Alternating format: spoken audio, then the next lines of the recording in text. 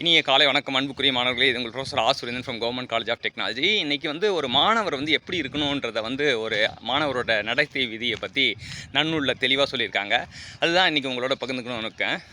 எப்படி இருக்கணும் மாணவர் அப்படின்னு பார்த்தீங்கன்னா, நெருப்பில் குளிர் காய்வாங்க பார்த்தீங்களா? குளிர் காயறவங்க ரொம்ப பக்கத்துலையும் போட மாட்டாங்க, ரொம்ப தூரத்துலையும் இருக்க மாட்டாங்க. அந்த மாதிரி ஆசிரியர்கிட்ட ஒரு பயத்தோட ரொம்ப பக்கத்துலேயும் போகாமல் ரொம்ப தூரத்துலையும் போகாமல் அவர் கற்றுக் கொடுக்குற விஷயத்தெல்லாமே நம்ம கற்றுக்கணும். அதான் முதல் அடையாளம், மாணவருக்கான அடையாளம். ரெண்டாவது பார்த்திங்கன்னா, எப்படி ஒரு ஆசிரியரை அவர் நிழல் பின்தொடருதோ, கூடவே வருதோ, அதே போல் ஒரு மாணவன் ஆசிரியரை பின்தொடர்ந்து வரணும், அவர் கூடவே போகணும் அப்படின்றது தான் ரெண்டாவது விஷயம்.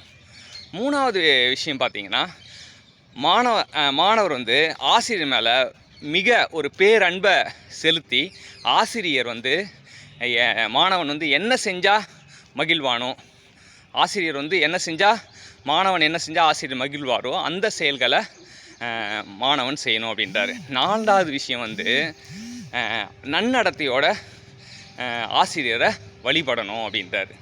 இதுதான் அந்த நன்னூலில் வர 4 செய்திகள். இந்த 4 விஷயத்தையும் நம்ம வாழ்க்கையில் பின்பற்றினா நம்ம வாழ்க்கையில் ஏறாத நிலை அடையலாம், எல்லா இடத்துலையும் வெற்றி காணலாம். வாழ்த்துக்கள் சாம்பியன்ஸ்.